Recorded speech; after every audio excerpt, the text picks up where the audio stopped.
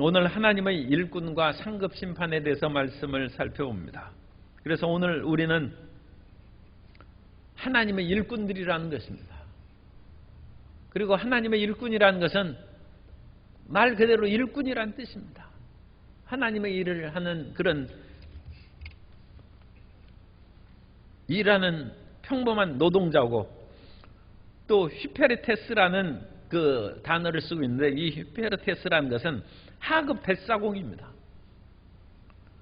그래서 더 낮으면 우리 영화 그런 데 보면 그 노예선에서 노젓는 그 제일 밑바닥에서 노젓는 사람들 있지 않습니까?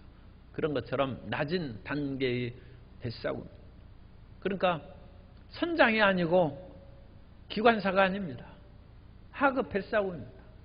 우리는 사람이 마땅히 우리를 그리스도의 일꾼이요, 그리스도의 일을 맡은 그런 낮은 자입니다. 그러므로 우리가 행하는 것은 하나님께서 명하신 대로 행하는 것이지 우리가 주인이 아닙니다. 그래서 그것을 다시 한번 반복해서 하나님의 비밀을, 하나님의 비밀이라는 것은 복음의 비밀이죠. 하나님께서 육체를 입으시고 이 땅에 오신다는 것을 이 세상에 그 누가 알았겠습니까? 그야말로 하늘에 있는 천사들도 알지 못한 하나님의 비밀이 경륜입니다. 모든 사람이 죄를 범하였음에 하나님의 영광에 이르지 못하는데, 이 모든 사람의 죄를 대속할 만한 인물이 이 세상에 누가 있겠습니까? 그렇기 때문에 하나님께서 친히 사람이 되셔서 이 땅에 오셔서 모든 사람의 죄를 짊어지시고 십자가에 못 박혀 피를 흘려 죽으신 것입니다. 그럼으로써 하나님께서 그의 백성들의 죄를 담당하신 이 위대한 경륜을, 하나님의 이게 비밀입니다. 그래서 이 위대한 복음의 비밀을 맡은 자라고 이렇게 나오는데, 하나님의 복음의 비밀을 맡은 자다. 하나님의 그리스도의 일꾼, 그거와 상응하는 표현이 하나님의 비밀을 맡은 자. 그런데 맡은 자라는 그 단어가 오이코노모스라는 단어를 쓰는데, 이것은 청지기로 번역할 수 있어요. 그래서 어떤 집안의 일을 맡은 자인데, 집안의 일을 맡은 자들이 집사 아닙니까? 그래서 그 원래 조금 큰 집에서는 그 집사들이 있고, 굳은 일은 그 집사가 다 이제 하고, 다른 표현으로는 청직이라고 얘기해요. 우리 교회에서는 그냥 청직이라는 단어를 많이 씁니다. 그러니까 이 단어도 우리가 익숙하게 이해할 수 있으려면 우리를 그리스도의 일꾼입니다. 우리는 선장이 아니고 주인이 아니고 하급 뱃사공으로 일꾼이고, 하나님의 복음의 비밀을 전하는 청지기로 여길지어다. 그래서 우리는 하나님의 일꾼이요 청직입니다. 우리가 주인이 아니고 우리가 모든 일을 결정해 나가는 것이 아닌데, 우리는 우리의 삶에 있어서 또 교회의 많은 일에 있어서 어떤 기관 부서의 장이 되거나 또 자칫 담임 목사가 되어서 모든 것을 자기 뜻대로 이리저리 교회의 일을 행하는 그런 일이 다른 교회에서 종종 우리가 발견하는 일이 있는데, 그런 것들은 일꾼이요 청지기로서의 올바른 자세가 아니라는 것입니다. 교회의 주인은 예수님이십니다. 예수님의 말씀을 우리가 순종해서 교회의 일을 행해야 하고 각 기관과 부서들의 일을 수행해 나가야 될 줄로 믿습니다. 그러므로 우리는 항상 하나님을 바라봐야 돼요. 하나님의 은혜를 바라볼 뿐만 아니라 하나님께서 무슨 일을 우리에게 시키시고 무엇을 원하시는지 그걸 바라봐야 됩니다. 세상에서는 회장님 좀 눈치를 봐야죠. 어떤 그 주인의 눈치를 좀 봐야 이 일꾼이 쫓겨나가지 않고, 또 회장님 눈치를 봐야 그 사람이 거기에서 직장인 생활을 잘하고 승진도 하고 그럴 거 아닙니까? 그거에 비유해서 빗대어 말씀드리면 하나님 눈치를 좀 보셔야 됩니다.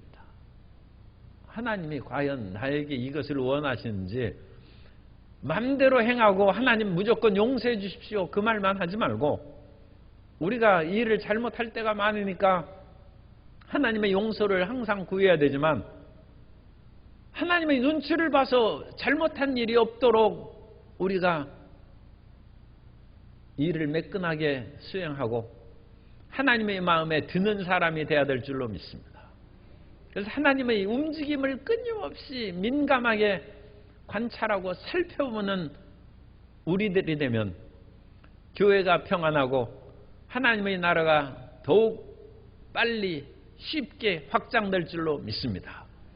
그래서 우리가 무조건 밀고 나가는 것이 능사가 아니라 하나님의 행하시는 일을 잘 살펴보고 나아가는 일꾼이요 청지기로 살아야 되고, 그리고 하나님께서 우리를 일꾼이요 청지기로 삼으셨으니까 여기서 맡은 자, 청지기라고 그랬죠. 2절에 보면 맡은 자들에게, 청지기들에게 구할 것은 충성이다. 우리가 일꾼이요 청지기니까 청지기는 충성을 해야지, 그 자기가 집사가 마음대로 그 주인의 재물을 허랑방탕하게 쓰거나 주인이 원하지 않는 일을 마음껏 하면 나중에 주인이 알고 그 책망할 거 아닙니까? 그래서 맡은 자가 청지기라고 그랬죠. 청지기에게 구할 것은 충성이다. 따라서 하세요. 나는 하나님의 청지기입니다. 주의 종만 청지기가 아니라 성도 여러분들이 다 청지기입니다. 왜냐하면 만인 제사장설로 우리는 다 같은 하나님의 앞에 직접 기도드리고 우리의 간구할 수 있는 모든 사람이 성도가 하나님의 제사장일 뿐만 아니라, 모든 사람이 제사장이라면 모든 사람은 또한 하나님의 일꾼이요 청직입니다. 사도 바울도 일꾼이요, 주의 종도 일꾼이요, 성도 여러분도 일꾼이요 청직입니다. 그래서 그 청지기는 충성을 다해야 된다. 그래서 우리가 여러 기관과 부서들에서 일을 맡아서 일을 수행하는데 그 모든 일을 잘해야 됩니다. 오늘 찬양대가 아주 12교구 찬양을, 하나님이 기뻐하시는 찬양을 드린 줄 믿습니다. 그것은 충성했기 때문에 하나님 앞에 충성하느라고 열심으로 갈고 닦아서 연습을 많이 해야 돼요. 서로 어려운 그런 때이긴 합니다만 자주 만나서 조화롭게 찬양을 부를 수 있도록 연습도 하고 충성을 다해야 돼요. 미국에서 어떤 기업가가 큰 사업에 성공을 했는데 그 성공을 한 비밀을 기자들이 와서 물어볼 때 자기 어렸을 때 얘기를 해줬습니다. 내가 소년이었을 때 우리 집은 그냥 살고 있었고 옆집에 큰 부잣집이 있었다.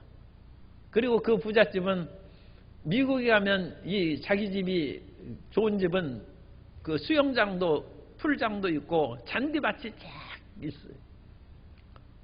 그래가지고 그 부잣집 거기에는 그 잔디 그런 그 정원이 있어요.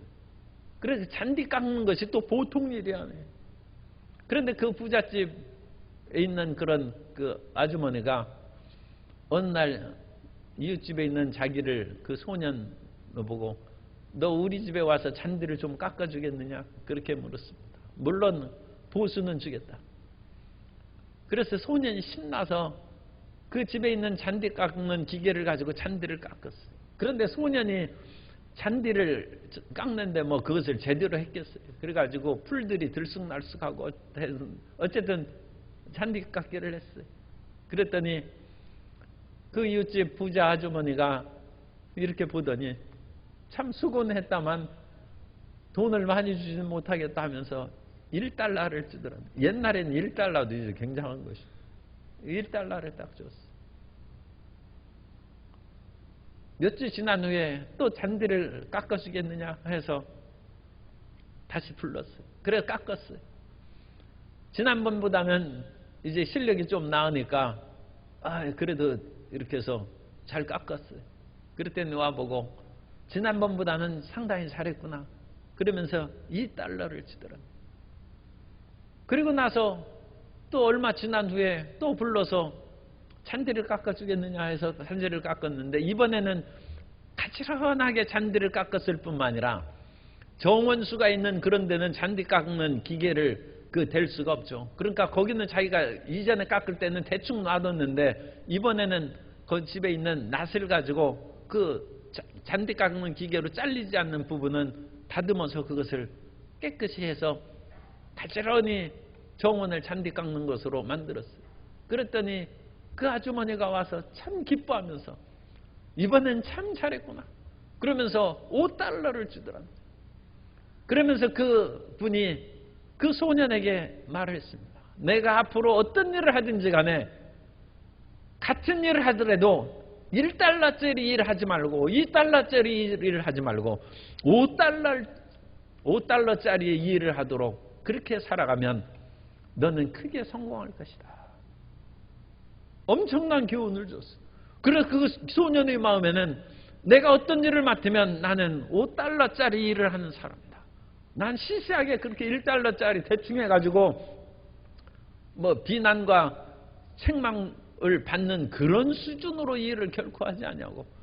이건 잘한 것도 아니고 못한 것도 아니고 $2짜리 그런 인생 안 살고 나는 정말 상대방이 기뻐하면서 나에게 일을 시켰으면서도 감사해야 하는, 돈을 주는데도 오히려 돈 준 사람이 참 더 줘야 되는데 하는 그런 마음이 들 만큼 그렇게 $5 인생을 살도록 어릴 때부터 마음을 가진 것이 내 인생의 성공의 비결이고 사업에 성공한 비결이다. 오늘 우리의 모든 삶이 충성해야 됩니다. 충성. 그 일을 하지 않으면 우리가 어쩔 수 없으니까 억지로 그 일을 행한다. 사람 성격 버리죠.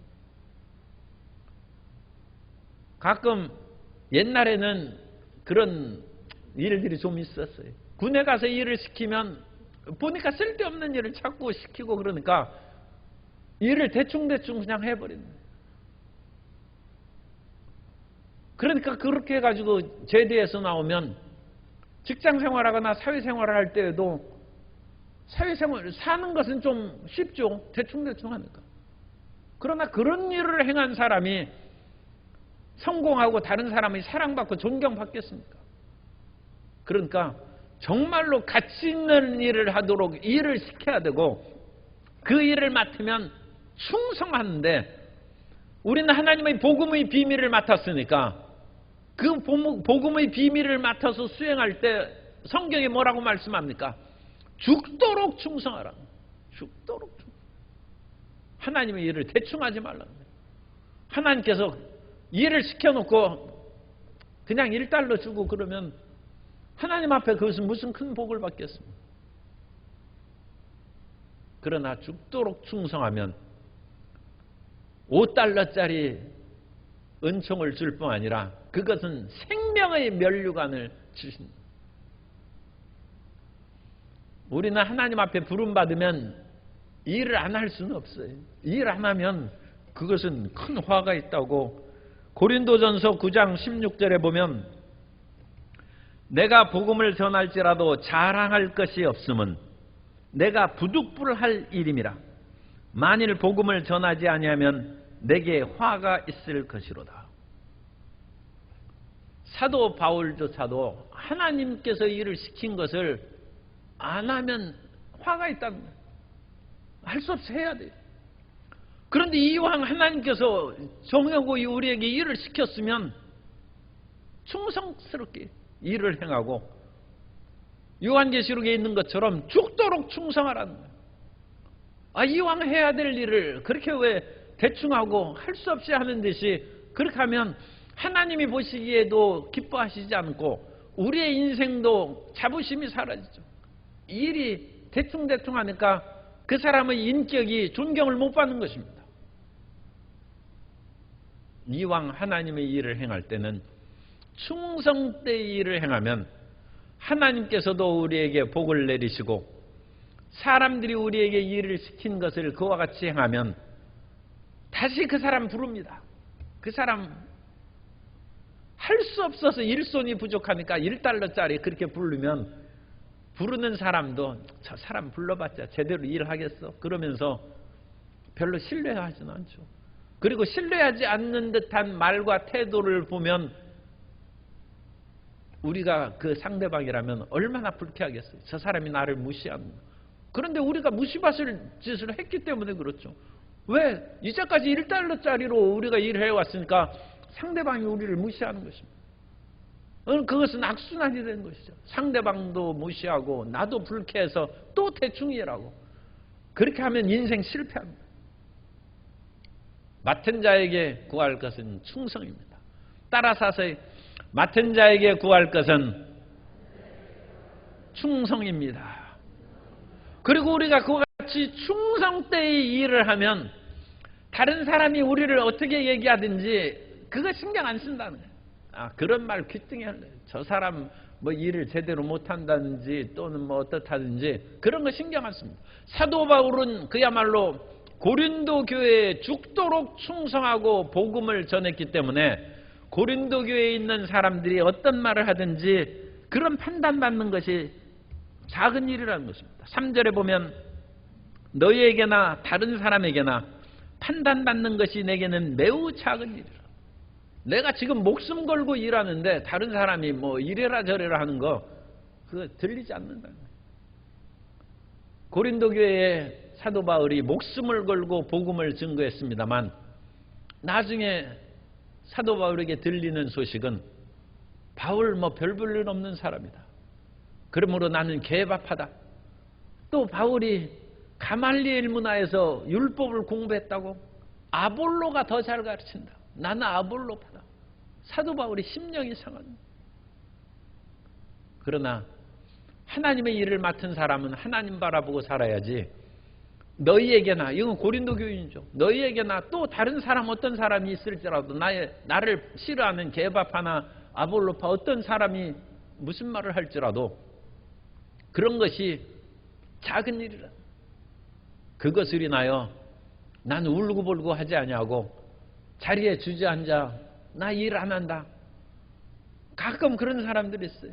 일을 맡겨놓는데 그렇게 기관과 부서에서 싸우고, 심지어 어떤 주의종은 시험에 들고 그래가지고 설교도 안 하고 그냥 집에 가는 사람도 있어요. 그런 건 작은 일이라. 너무 신경 쓰지 말아요.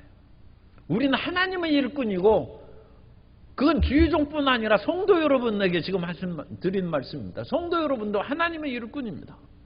하나님의 비밀을 맡은 청직이랍니다. 청직이. 그걸 하나님 바라보고 일을 해야죠. 그러니까 다른 사람에게 말을 듣는 것은 사도 바울이 내게 작은 일이다. 따라서 다른 사람의 비난은 내게 작은 일입니다. 하나님이 큰 일입니다. 하나님 바라보고 일을 행하는 거예요. 그리고 심지어 사도 바울은 나 자신도 그와 같이 판단하지 않는다. 나 자신도 생각해 보면 내가 배운 것도 없고 실력도 부족하고 그 맡은 기관과 부서에 처음 일을 행하니까 여러 가지 시행착오도 있고 나 같은 사람이 무슨 일을 할까? 그러나 나 자신도 하나님이 보내셔서 일을 시키는 하나님이 어련히 알아서 보내셨겠습니까? 그러면 충성하라는 거예요. 충성하라. 시행착오의 모든 기간도 하나님께서 이미 다 계산해 넣으시는 것이고, 그 시행착오를 겪으면서도 충성하면 너는 할 수 있다면 너는 빛난 인생이 된다는 것입니다. 하나님께서 믿고 맡기신 일을 잘 수행할 수 있다고 하나님이 인정하신 거예요. 하나님은 우리의 모든 능력과 속마음을 다 아시기 때문에 하나님께서 어련히 아셔서 하나님의 귀한 교회의 기관과 부서들을 섬기도록 보내셨겠습니까? 예수 그리스도의 피값으로 사신 하나님의 백성들을 돌본 일을 하나님이 무턱대고 맡기시고 그 일을 하라고 보내시겠습니까?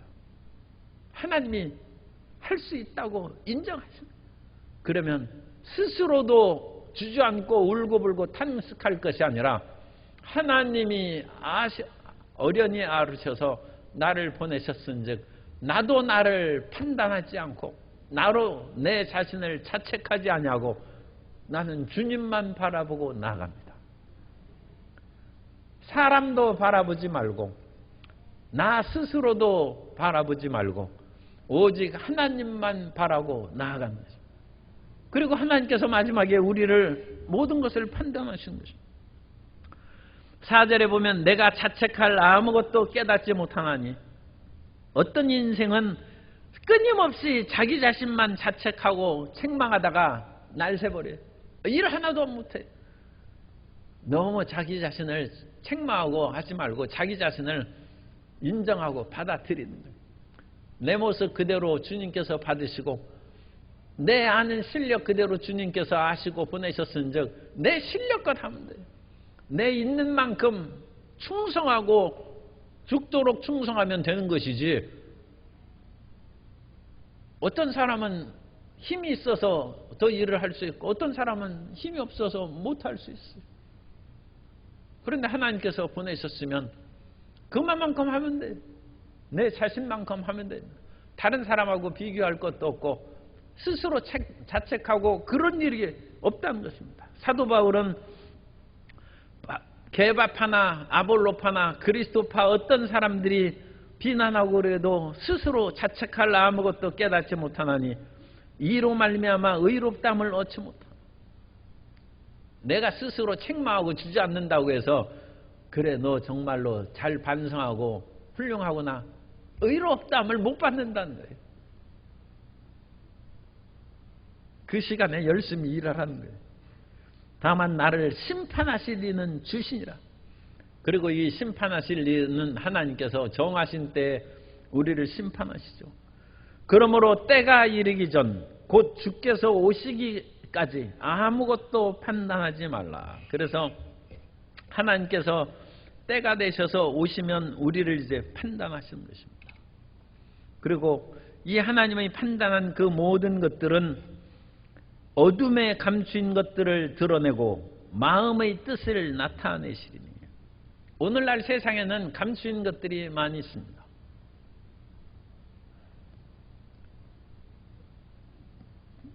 우리가 알기 때문에 그냥 얘기하는 것이지 꼭 뭐 어떤 비밀이나 잘못이 있다는 뜻은 아닙니다. 그래서 대통령이 어떤 일을 행하면 그 일에 대해서 감추어 놓고 그것이 시간이 지나기까지 봉함해서 열어보지 못하도록 그것을 묶어놓는 것입니다.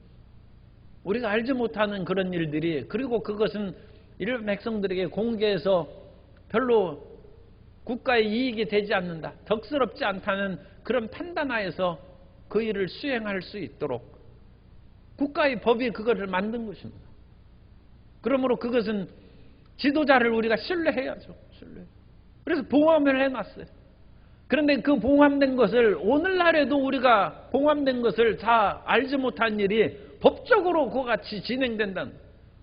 그러므로 우리가 오늘 어떤 일을 수행하고 다른 사람이 어떤 일을 수행한다는 그 모든 것도 봉함된 것이 많이 있어요. 모르는 것이 많이 있어요.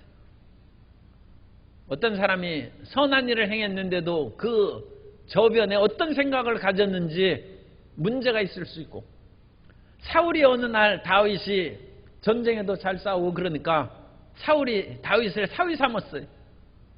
여러분, 사울이 다윗을 좋아서 사위 삼았습니까? 싫어서 삼았습니까?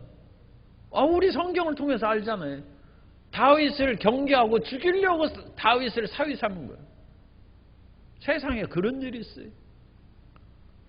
그래서 세상에 왕이 되면 딸의 행복은 그건 두 번째 문제인가 봐요. 왕은 아들, 딸이 없어요. 왕은 자기 왕권이 최고입니다. 그래가지고 다윗을 자기 수하에 둬서 감시하고 죽이려고 사위 삼은 감추는 일이에요. 그것이 드러난 거예요. 그런데 다윗도 마찬가지예요. 다윗이 우리아를 범했을 때, 그 우리아의 아내 밧세바를 범했을 때 그 밧세바가 임신했다는 소식이 들려오자 다윗이 큰일 났구나. 이 비밀을 어떻게 감출 수 있을까 하다가 우리아를 전쟁터에서 불렀어요. 그래서 사무엘하 11장 6절 이하에 보면 다윗이 요압에게 기별하여 햇사람 우리아를 내게 보내라 하매 요압이 우리아를 다윗에게로 보내니 우리아가 다윗에게 이르매 다윗이 요압의 안부와 군사의 안부와 싸움이 어떠했는지를 묻고, 이 공적인 질문이죠. 그런데 이 공적인 질문은 사실은 거짓말입니다. 다윗은 이거 알고 싶은 생각이 전혀 없어요. 어떤 것을 묻고 그가 또 우리아에게 이르되 내 집으로 내려가서 발을 씻으라. 내 집으로 들어가서 쉬라. 이것이 목적입니다. 이건 사적인 일인데 사실은 이 저의가 있는 것이죠. 우리아가 왕궁에서 나가매 왕의 음식물이 뒤따라 가니라. 그래서 좋은 음식들을 주어서 거기서 먹고 마시고 그 아내와 그 교제를 나누라는 것입니다. 그러나 우리아는 집으로 내려가지 아니하고 왕궁 문에서 그의 주의 모든 부하들과 더불어 잔지라. 그런데 집에 안 가고 그냥 막사에서 잤어요. 다윗이 우리아의 충성됨을 포상해서 전쟁터에서 무슨 특별 휴가를 준 것 같지만 그건 객관적으로 보는 눈이죠. 그러나 실제로는 다윗이 자기의 숨은 죄를 감추기 위해서 일부러 우리아를 특별 휴가를 준 것이고 자기 허물을 덮으려고 한 것입니다. 그런데 우리아는 워낙 충성된 사람이어서 지금 전쟁 중에 어찌 집에 들어가서 자겠느냐 해서 집에 가지 아니하고 왕이 내린 음식도 받아먹지 않았어.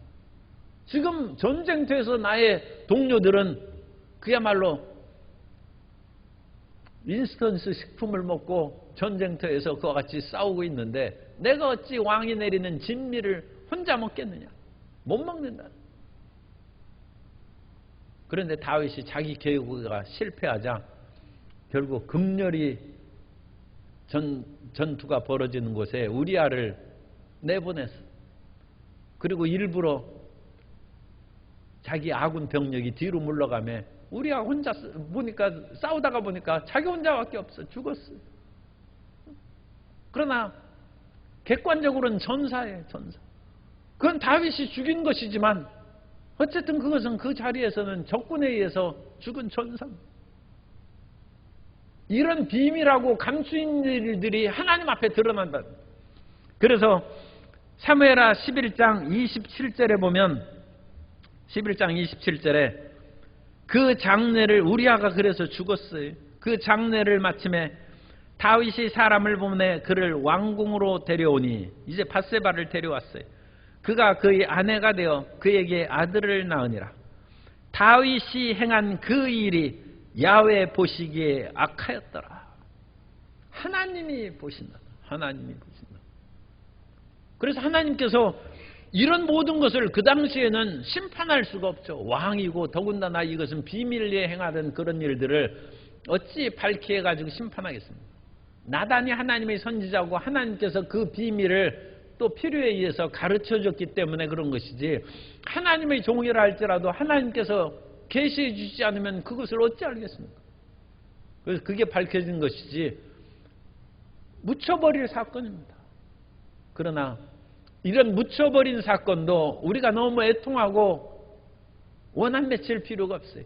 하나님 앞에서는 그 모든 것이 다 드러나서 우리의 원한이 해결되고 그야말로 신원하는 역사가 나타나게 될 줄로 믿습니다. 그래서 세상에서 그것이 밝혀지면 우리가 살아있을 때 위로를 받지만 혹시라도 그런 것이 살아있을 때 이루어지지 않는다 할지라도 좀 미안한 얘기입니다만 한을 품고 살지 말기 바랍니다. 한을 품지 말고 하나님께 맡기고 사시기 바랍니다. 그래야지 우리 예수 믿는 사람은 한 맺힌 인생이 되면 안 돼요. 우리가 살아있을 때 그 모든 원한이 해결되지 않으면 죽어서라도 우리는 육체를 벗어버리는 것이지 없어지는 것이 아니므로 그것은 하나님께서 더 명확하고 더 우리 마음 시원하게 그 맺힌 것을 풀어주실 줄 믿습니다. 그러므로 이 땅에 살아있을 때 우리 원한 맺힌 것이 해결되지 않으면 하나님께서 더 속 시원하게 나중에 해결해 주겠구나 하면서 인생을 평화롭고 담대하게 살아가야지, 그 풀리지 않는 한 때문에 나머지 인생 모든 수십 년을 원한 맺혀서 살다가 죽으면 하나님께서 보시기에도 이것은 내가 해결해 줄 것인데 너 스스로 이 짐을 지고 수십 년 인생을 그렇게 한 맺혀서 부정적이고 허송세월하면 되겠느냐, 하나님께서도 안타깝게 생각하고 우리 자신의 인생도 너무 슬프고 비참하죠. 그 이후로는 원수를 갚지도 못하고 그 속에서 그냥 자기 자신을 자책하고 가슴 치면서 한평생 보낸 거예요. 그렇게 살지 말라는 거예요. 우리가 열심히 원한 맺힌 것을 풀려고 노력하다가 한계에 도달해서 우리 힘으로 그게 안 되면 이건 하나님이 하시겠구나. 그래서 그걸 던져버리는 거예요.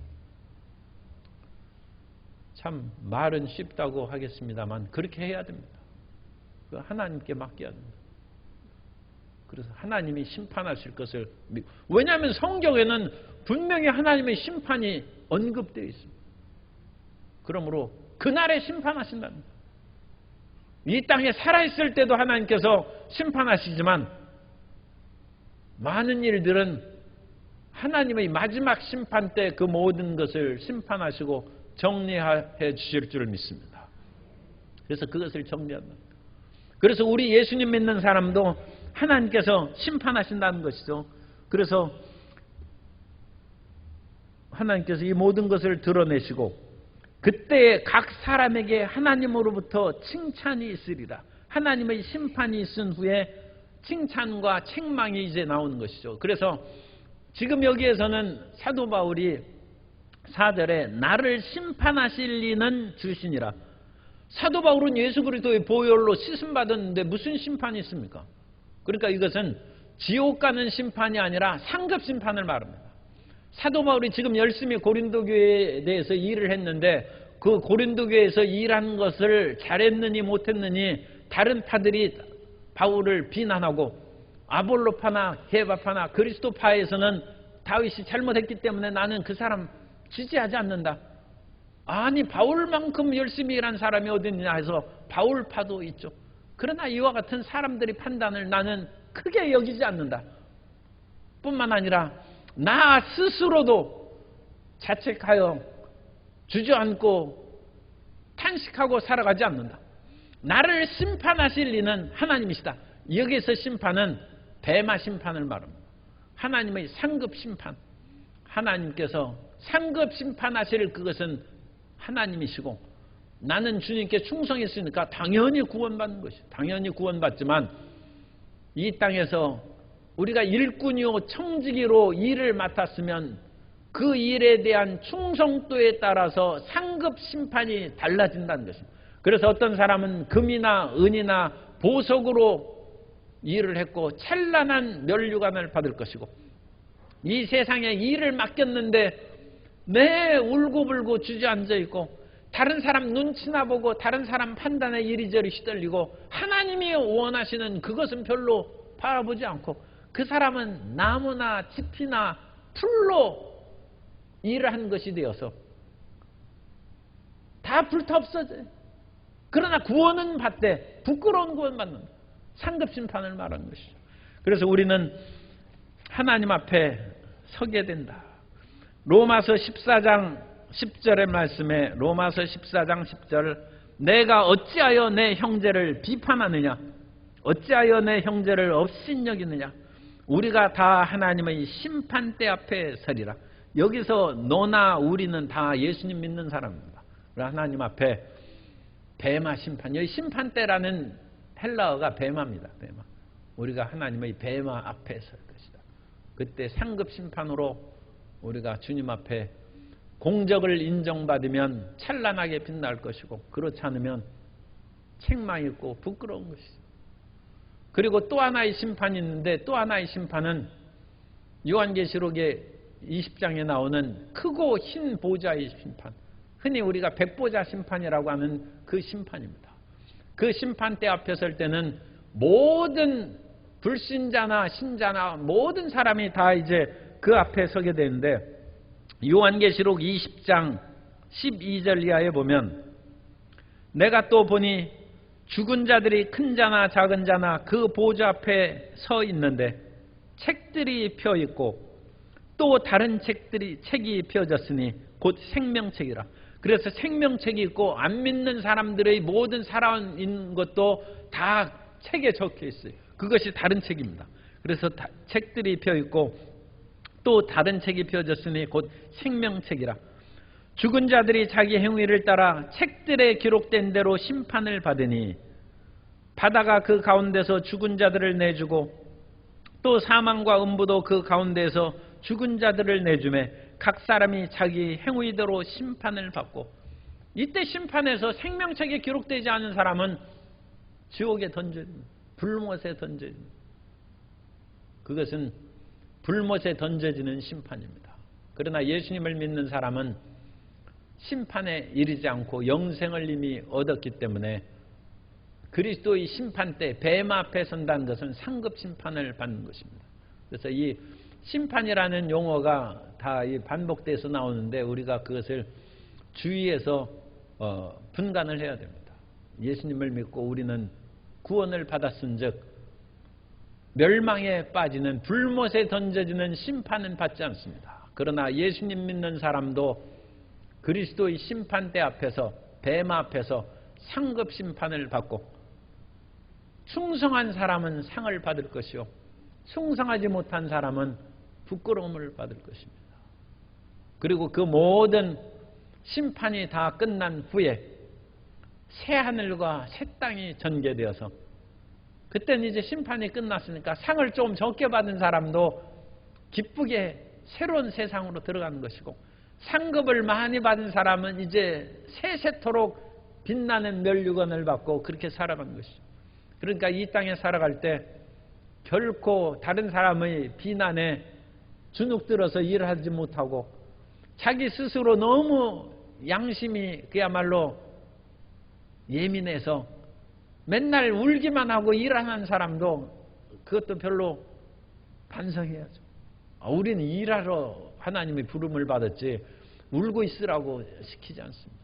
그래서 자기 자신을 자책하지도 않고 다른 사람의 비난에 주눅들지도 아니하고 하나님 앞에 설 때 주님께서 나를 알아주신다는 그 마음으로 뚝심 있고 담대하게 전진해 나아가 하나님의 칭찬받는 모든 성도님 되시기를 예수님 이름으로 축원합니다.